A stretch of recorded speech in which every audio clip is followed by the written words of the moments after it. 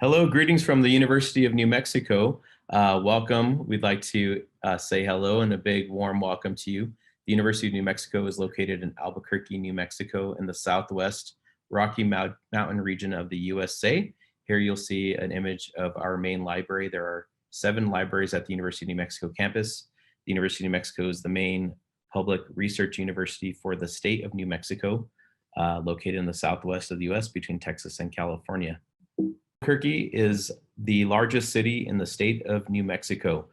In Albuquerque, you will find we are located on the western slope of the Rocky Mountains, which you'll see an image of that there. It's called the Sandia Mountain here next to Albuquerque. We are also next to the Rio Grande. That's an image you'll see there. The Rio Grande River runs right through the middle of the city in the middle of the state. And you'll also see images of a hot air balloon festival. We have the largest hot air balloon festival in the world. It's called the Albuquerque International Balloon Fiesta. There are about 1 million people in the metro area of Albuquerque, New Mexico, around 600,000 in the actual city proper. It's a big enough city to offer all of the resources and needs for a student, but it's not such a massive city for a student to get lost, and it's certainly not a small village for them to get too bored. So we welcome many students to Albuquerque every year at the University of New Mexico, and we look forward to meeting more students who will be coming to us from EDUCO from around the world.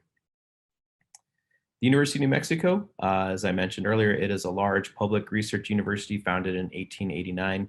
It has a 700-acre campus that is a designated arboretum, which is essentially a tree museum.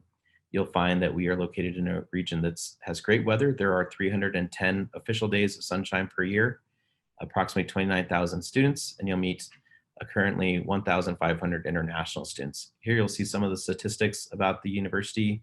Most importantly, there are over 215 degree programs offered at all levels, undergraduate, for bachelor's study, master's, as well as PhD at the graduate level.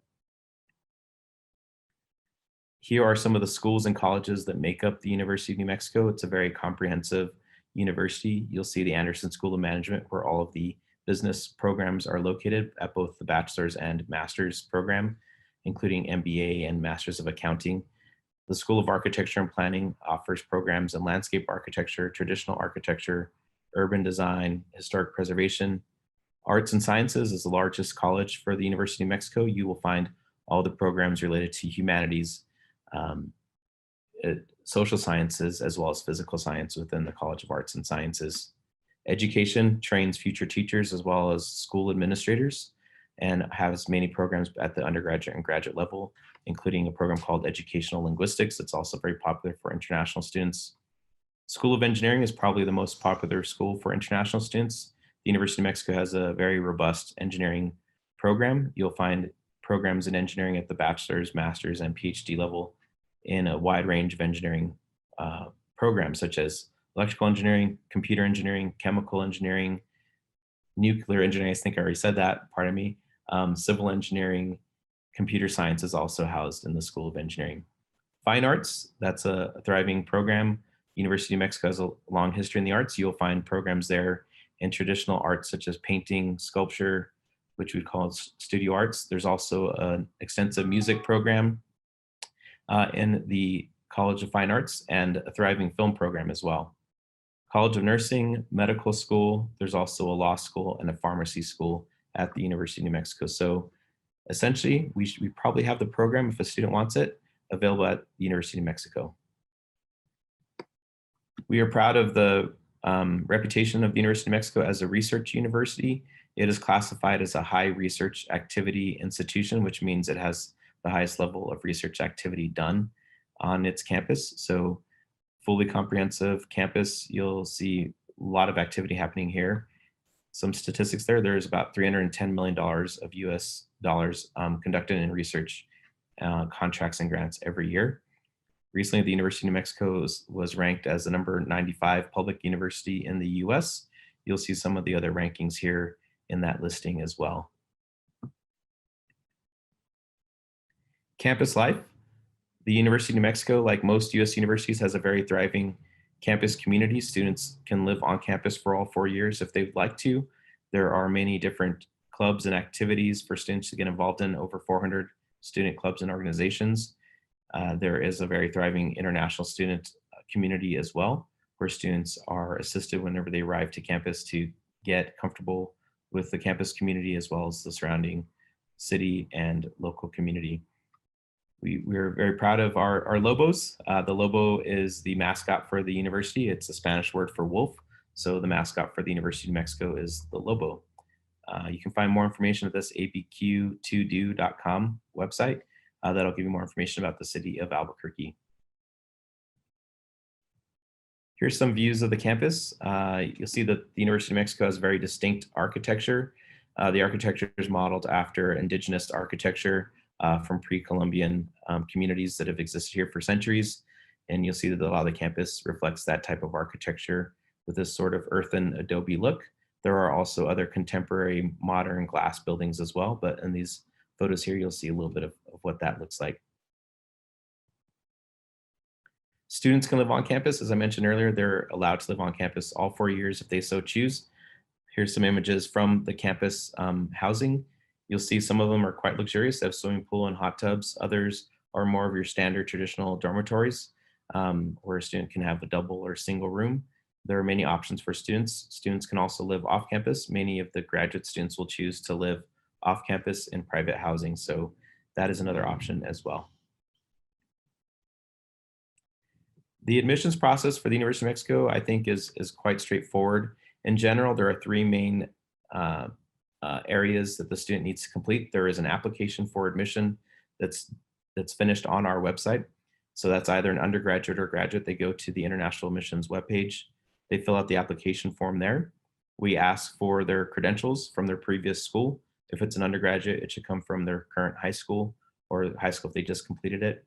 Graduate students, we request their credentials from their previous universities, any universities or colleges attended. And then we do require standardized test scores, particularly the English exam results. All international students from a non-English speaking country do need to submit English proficiency results, either the TOEFL, IELTS, Pearson test of English. We also now take the Duolingo English test. For undergraduate students, we do not require the SAT or ACT. If they've taken it, that's wonderful. It can help them with placement in some courses, or it might even assist them with a little bit of scholarship if their grade average is a little bit low. At the graduate level, of course, there's no SAT required for graduate students. There are many programs that do require the GRE, so it's important for students to look at the specific requirements for their graduate, master's, or PhD program that they might be interested in. So these are the three main things we require: an application for admission, both undergraduate or graduate, copies of their credentials from their previous school or college, and then an English exam result at minimum if they're from a non-English speaking country, possibly the GRE if they're at a graduate level program. And we can assist the students or yourself to find the requirements for the graduate level programs. The University of New Mexico offers scholarships. The two highlighted in yellow are the most popular that we do offer for students from around the world: the International Amigo Scholarship on the far left and the Leadership Scholarship, which is a little bit in the middle. The International Amigo Scholarship will give an international student the University of New Mexico's in-state tuition. So with the International Amigo Scholarship, they will pay the local tuition rate. At UNM, as a public university, we have in-state tuition and out-of-state tuition. In-state is a lower cost typically reserved for students who are residents of this state. With the Amigo Scholarship, an international student or somebody from outside of the state of New Mexico, both within the US or around the world, can get the same lower in-state tuition rate. So all students are automatically reviewed for these scholarships. There's no separate application. If they complete their application for admission, they will be reviewed for a scholarship and notified soon after their notification of admission. So we'd certainly encourage students to apply for admission, complete their applications, and then they can be reviewed for one of these scholarships. Here's some information about the tuition. This is the tuition and fees for an undergraduate student. The rate in the middle there, the $23,417, that is the regular tuition rate. That's what we would call out-of-state tuition. That is the largest amount of tuition that a student could pay. That's typically reserved for students who are not from the state of New Mexico. So that would be the out-of-state tuition. It's listed here as regular tuition. The one on the right that's listed under undergraduate with Amigo Scholarship, that is the resident or in-state tuition. So if a student gets the Amigo Scholarship, instead of paying $23,417, it would pay $7,681. So you can see that's essentially what the reduction is. The other costs listed there, room and board, books and supplies, transportation, those costs do not change with scholarship. Those remain the same. Those are the estimated costs that we report to the US government. And those are what a student would need to demonstrate financial support to get their I-20 document, to get their US student visa document to apply for the student visa. So without the Amigo scholarship, it would be $23,417 plus the other costs. If they get the Amigo scholarship, instead of $23,000, it's $706.81 plus those other costs. Here's the same thing, but for a graduate student. These are general costs for master's or PhD. Regular tuition out of state, if a student has no scholarship, the regular out of state tuition is $21,262. If a graduate student gets the Amigo scholarship, it's reduced down to approximately $9,011. So it's a big difference there, in state versus out of state. Now it's important to note that the graduate programs are all very different. Some of them might have a little bit of different costs depending on labs that might be required. Some of them have what we call a differential cost. So if we get to a student who's interested in one of the programs, we can give them a little bit more nuanced information about that. But these are the general costs. So graduate regular without any scholarship is $21,262. If they get the Amigo, it's $9,011. Those other costs remain the same with the total cost to get the I-20 document. So without any scholarship support to receive the I-20 document, it's about $38,089. With the Amigo scholarship, it's reduced down to about $25,638. With that, I'm going to turn it over to the Center for English Language and American Culture, Dr. Paul Edmonds, who will take over from here. My name is Paul Edmonds. I'm the director for the Center for English Language and American Culture. We call it CELAC. We're the intensive English program at the University of New Mexico, designed for international students who would like to improve their academic English in order to matriculate into studies at UNM. About 50% of our students actually do continue on to the University of New Mexico. Sometimes that percentage is up to 70%. The majority of them continue on to undergraduate programs, but definitely others do continue on to graduate programs. And our program is centered around the 4 main skills in English of grammar, reading, writing, listening, and speaking. Those are going to be the skills that are most necessary for their success in the academic classroom. So each of the students will take those 4 classes for their academic English preparation on a daily basis, and then continue with their studies. A great benefit of coming to our intensive English program is the International Admission Pathway Program. And this means that students who complete full-time studies at the top level of our program do not need a TOEFL or IELTS or Duolingo test, any proficiency test, to study full-time at UNM. That's true across the board for undergraduate programs. No further English documentation is required. And for many of our graduate programs, including those in the popular areas of engineering and business, that is also the case. I mentioned just a little bit ago about the different courses offered. Those are there on the left. So again, we have academic writing, academic reading, conversation, and grammar. The conversation course is going to really be geared at speaking and listening, debating, asking questions in the classroom, doing oral presentations, either individually or in group. So really we try to concentrate on the English skills that students need for their academic classroom. And then on the right side, we have the 5 different levels. So the academic bridge level is the top level. And that's the level that I mentioned that students should pass through at a full-time status in order to join the pathway program and not need a further English proficiency result. Our teachers are very experienced. All of them have at least a master's degree in fields such as linguistics or education. Many also have PhDs, many years of teaching experience, both in the United States and abroad. Our instructors have all learned a second language themselves, so they know exactly what it means to be studying a language such as English and needing to have those skills for their success. And also with that, the instructors have understanding of different cultures. Many having lived abroad themselves, they know what it's like to live in a different culture, in a different country, having to adapt to those circumstances, and really are empathetic with the students, while teaching the English. So as far as our students, in the fall and spring semesters, we'll typically have between 45 and 50 students in our center. CLAC helps with the immigration process by issuing the I-20, so the students can get their visa interview at the consulate abroad.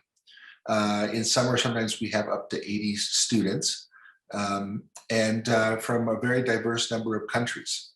When we do have those larger groups of students, we'll often find 20 to 30 different countries represented. So it's really quite incredible. We do try to maintain smaller class sizes between 8 and 16 students, so that each student has a chance to really practice their English individually as well as with the class. English is the only language to be spoken in class. When students are outside of class, they can do whatever they like, but we do really encourage them to continue using their English only outside of the class so they can get the most chances to practice. And we also have some fun cultural field trips. So we will take the students, here are some pictures. We have seen the Very Large Array, which was actually featured in the movie Contact, their radio telescopes. At the top middle, we have a picture of our students in kind of the center of town. There's games, there's skiing in the winter, there's swimming in the summer, and there's different national monuments, as well as attractions that we will take our students to see. As far as requirements, because we are a university-based English program, the student should be at least 18 years of age and have a high school diploma with a minimum GPA of 2.0. And they should also have at least a low intermediate level language ability. So we do ask to see that they have studied at least one semester of English at their home institution or previously, for example, in high school, because we do not have a class for absolute beginners. Our program dates follow the dates of the University of New Mexico. So we do have a summer 8-week program, which is the months of June and July. Students may also take a 4-week program in either June or July. And then we have the full 16-week semester in fall and spring, again, following the dates of the University of New Mexico. This picture has, of course, students, and in the background, one of our dormitories, as Pablo mentioned, and the Sandia Mountains, which are really quite spectacular. In the summer, there's hiking in those mountains, and in the winter, there's skiing on the other side. So really exciting for our students. These are the program costs. The costs are very competitive for this intensive English market. Full-time study is just over $4,200 for a 16-week semester. That price does include fees such as access to the student health center and so on. And then the summer session and 8 and 4-week summer sessions are included here as well. From time to time, we will have a special spring or summer camp, and so you can always contact us for details about those opportunities. Again, CLAC does help with all of the immigration process. So students will apply online. There's a $50 application fee, and they should upload their demographics and, of course, international documentation such as their passport, also a financial guarantee. And then we will process the I-20 and ship it to the students. For the application process, you can find that on our website. And definitely, if you have any questions about how that process works, feel free to contact us. For more information, you can find all about it at our webpage, which is geo.unm.edu. And we would love to show you all that we have to offer. So here I will leave you with the contact details for Pablo and myself. We have our email addresses and phone numbers, as well as the information to reach the Global Education Office. We hope we hope you will either visit us soon yourselves, or certainly send your students to study with us. It would be a great privilege to count on your support. Thank you so much.